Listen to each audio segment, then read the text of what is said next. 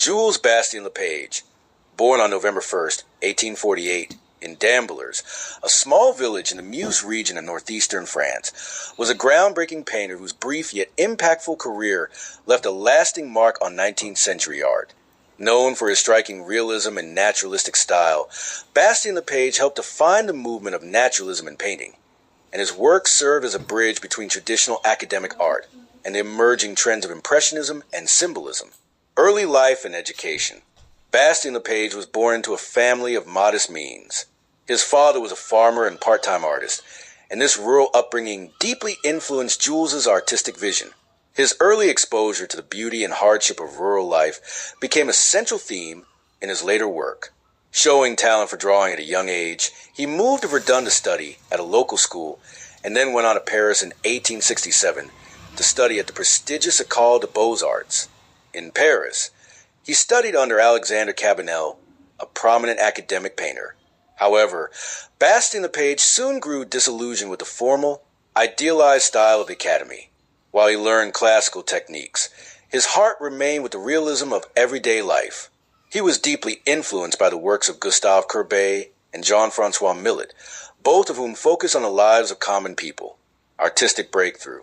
After serving briefly in the Franco-Prussian War, 1870-71, Bastien-Lepage returned to painting with renewed determination. His early works were academic in nature, but by the mid-1870s he began developing his distinctive style, blending precise detail with sensitive observation of nature and human emotion. His major breakthrough came with Haymaking Les Foins in 1877.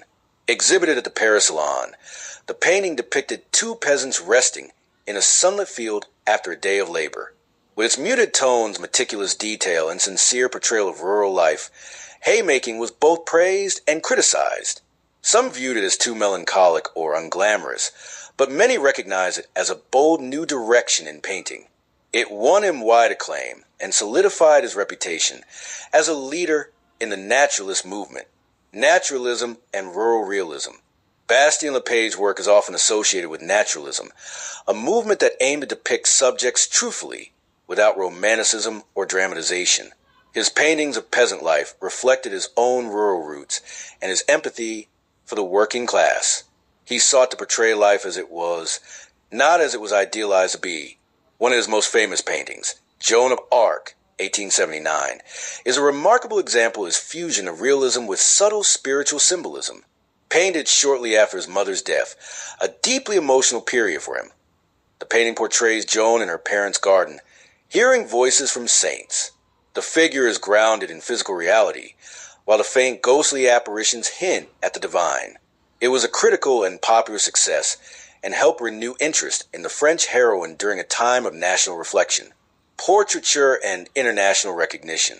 While best known for his rural scenes, Bastien-Lepage was also an accomplished portraitist.